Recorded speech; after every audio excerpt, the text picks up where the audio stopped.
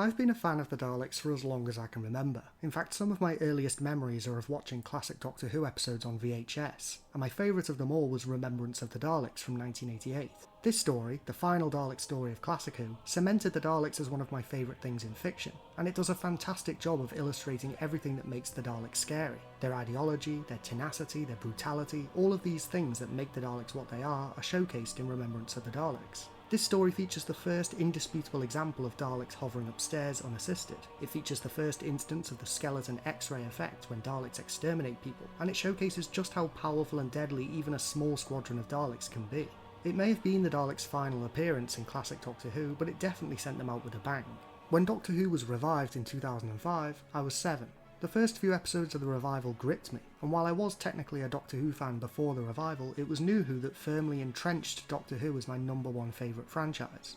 The trip of a lifetime that is Series 1 of New Who drew in a whole new generation of fans, with Christopher Eccleston's Ninth Doctor and Billy Piper's Rhodes Tyler becoming immediate fan favourites, refreshed aspects of the series like the new theme, the new TARDIS interior and the new sonic screwdriver becoming iconic aspects of British culture in the 2000s, and the varied and thought-provoking stories featuring a diverse variety of interesting and memorable characters delighted children and adults alike across the world.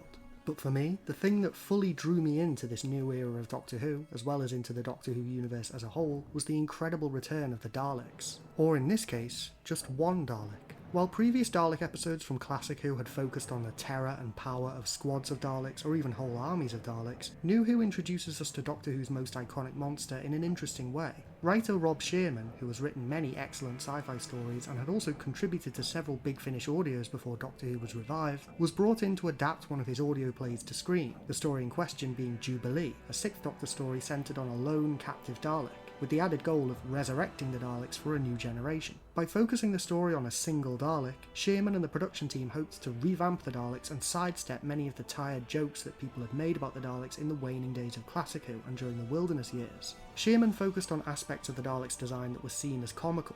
The plunger, the limited range of movement, the perceived inability to climb stairs, and wrote the story in a way that turned these weaknesses into strengths. Why do Daleks have plungers? Because they can use them as versatile tools, and also as close-range weapons. Are Daleks as limited in their movements as their design implies? No, they can rotate the midsection of their casing for maximum range of movement. And that tired old joke about them not being able to climb stairs? Well, they've actually been able to hover since 1988, and now they can fly. Can't you just push a Dalek over? Nope, it has a shield, and bullets won't work against it either for the same reason. And just when you thought it couldn't get any worse, did you know a Dalek can feed off the energy of time itself, drain the entire power supply of a country to repair damage to its armour, and calculate 1 billion sums in 5 seconds? Nobody can stop it, nobody can even get near it. It slaughters armed personnel and innocent civilians alike. All it wants is to destroy because it honestly believes that anything different to it must die, and its hate and rage combined with its powerful armour and weapons mean that there is a very real possibility that even a lone Dalek could conquer Earth and devastate human society. With these new abilities, the Dalek and Sherman's story is primed for carnage, and in the span of just 45 minutes we are treated to a thrilling showcase of just how terrifying a single Dalek can be. It rampages through the base, exterminating as it goes, leeching all the power from the west coast of the United States to regenerate itself, absorbing bullets with its shield, mercilessly gunning down anyone who gets in its way, and demonstrating its keen ability to analyse its environment and strategize, turning enemy advantages against them, and pushing the Doctor to his limit. But Sherman had another goal in mind when writing this story. He didn't just want to showcase the power of the Daleks, he also wanted to illustrate that they were far more than just machines. Among the key successes of Dalek as a story are, of course, the moments in which the Dalek shows its immense power and tactical brilliance, but also the moments in which the Dalek shows vulnerability. There is, after all, a living creature inside the metal shell, and few Doctor Who episodes illustrate that fact more effectively than this one. We see an example of the Dalek manipulating vulnerability for its own purposes when it tricks Rose into placing her hand on its casing, but we also see some genuine emotion from the Dalek.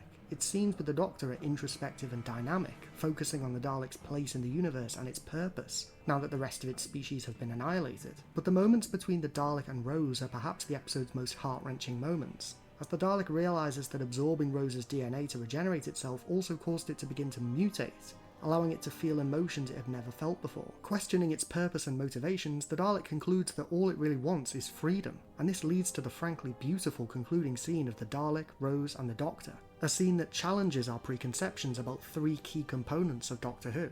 The Doctor, once a beacon of virtue and morality, stands holding a weapon, threatening to kill. Rose, the companion, usually a role designed to assist the Doctor, stands opposed to him, defying his orders in defence of the Dalek. Once a creature of hate, rage and fear, now finally open to reveal something pitiful, broken and scared.